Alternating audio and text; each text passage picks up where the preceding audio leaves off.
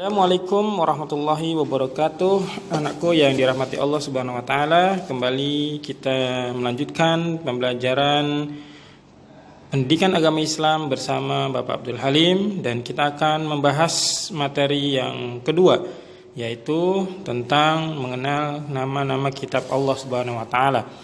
Ada 4 yang akan kita pelajari. Yang pertama Al-Qur'an, Zabur, Taurat, dan Injil. Itu semua adalah kitab-kitab Allah Subhanahu wa taala yang pernah diturunkan ke muka bumi melalui para nabi dan rasul Allah Subhanahu wa taala. Sebelumnya kita akan mengenal apa yang dimaksud dengan kitab-kitab Allah. Kitab berasal dari kata bahasa Arab, artinya buku. Kitab Allah maknanya adalah buku Allah atau firman Allah yang bersumber dari perkataan Allah. Kitab Allah berisi ajaran-ajaran, petunjuk, dan perintah Allah yang disampaikan melalui malaikat Jibril kepada para nabi dan rasul Allah Subhanahu wa taala. Nabi dan rasul menyampaikan kitab Allah kepada umat manusia sesuai pada zaman dan waktunya. Selanjutnya, kita akan mengenal kitab yang pertama yang diturunkan, yaitu kitab Taurat. Kitab Taurat adalah wahyu Allah yang disampaikan kepada Nabi Musa di Bukit Tur Sina atau Gunung Sinai. Taurat dalam bahasa Ibrani artinya undang-undang, syariat, atau peraturan. Kitab Taurat menjadi pedoman bagi kaum Nabi Musa, yaitu bangsa Yahudi pada waktu itu. Nabi Musa mengajak kaumnya untuk beriman pada Allah dan menjalankan perintahnya dan menjauhi larangan-larangannya. Selanjutnya kita akan mengenal 10 pokok isi dari kitab Taurat. Yang pertama, mentauhidkan atau mengesahkan Allah. Lalu yang kedua, melarang menduakan Allah atau syirik pada Allah Subhanahu wa taala dengan menyembah patung. Selanjutnya yang ketiga, larangan menyebut Allah dengan sia-sia. Yang keempat adalah memuliakan hari Sabtu. Yang kelima, menyuruh untuk menghormati orang tua. Yang keenam, melarang untuk membunuh manusia.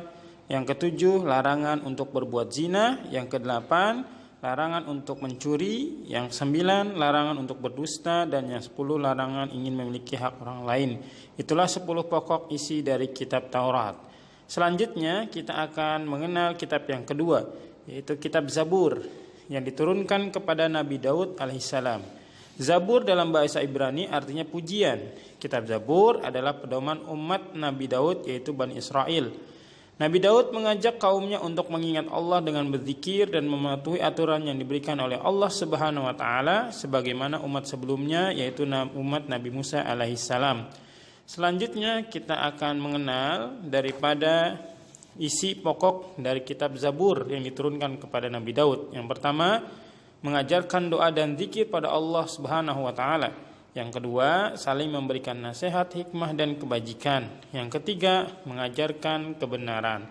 Itulah 3 pokok isi kitab Zabur yang diturunkan kepada Nabi Daud alaihissalam. Selanjutnya, kita akan mengenal kitab yang ketiga, yaitu kitab Injil yang diturunkan oleh Allah kepada Nabi Isa alaihissalam. Kitab Injil adalah petunjuk bagi umat Nabi Isa, yaitu kaum Yahudi dan Nasrani. Kaum Yahudi yang Nasrani menerima dan mengikuti ajaran Nabi yang disebut Hawariyun. Kitab Injil diturunkan kepada Nabi Isa alaihissalam sebagai penyempurna kitab sebelumnya yang kedua. Lalu Nabi Isa mengajak kaumnya untuk mengisahkan Allah Subhanahu wa taala. Selanjutnya kita mengenal daripada kitab yang terakhir, yaitu kitab Al-Qur'an. Kitab Al-Qur'an adalah kitab yang terakhir yang diturunkan kepada Nabi Muhammad SAW melalui malaikat Jibril. Kitab Al-Quran diturunkan secara berangsur-angsur selama 23 tahun ketika Nabi tinggal di Mekah dan di Madinah. Kitab Al-Quran menjadi pedoman umat muslim di seluruh dunia dengan kesempurnaan ajaran-ajarannya hingga yaumil akhir atau hari kiamat. Selanjutnya, anak-anakku sekalian, kita akan mengenal isi pokok dari kitab Al-Quran, yaitu ada 6. Yang pertama, tauhid, mengesahkan Allah Subhanahu wa taala. Yang kedua, ibadah, yaitu mengabdi pada Allah baik ucapan maupun perbuatan sesuai dengan contoh Nabi Muhammad SAW. Yang ketiga, akhlak, yaitu ajaran sikap dan perilaku pada Allah dan kepada seluruh makhluknya di muka bumi ini. Yang keempat, fikih, yaitu aturan dan hukum Allah bagi umat manusia untuk dilaksanakan dengan baik, dengan sebaik-baiknya. Lalu yang kelima adalah janji dan ancaman Allah berupa pahala dan kebaikan serta hukuman atau siksa bagi mereka yang melanggar aturan Allah Subhanahu wa taala.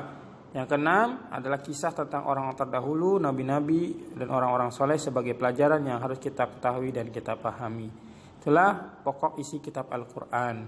Selanjutnya, makna dari ajaran yang dibawa oleh kitab-kitab Allah yang 4. Yang pertama adalah berperilaku terpuji pada Allah, kepada sesama manusia, kepada hewan dan tumbuhan, dan kepada diri sendiri, dan dengan mencintai lingkungan sekitar. Itulah ajaran-ajaran yang dibawa dalam kitab Allah Subhanahu wa taala yang harus kita pelajari. Demikian yang bisa kita pelajari hari ini, mudah-mudahan bermanfaat dan dibaca kembali dan disimak dengan baik. Bapak ucapkan terima kasih. Assalamualaikum warahmatullahi wabarakatuh.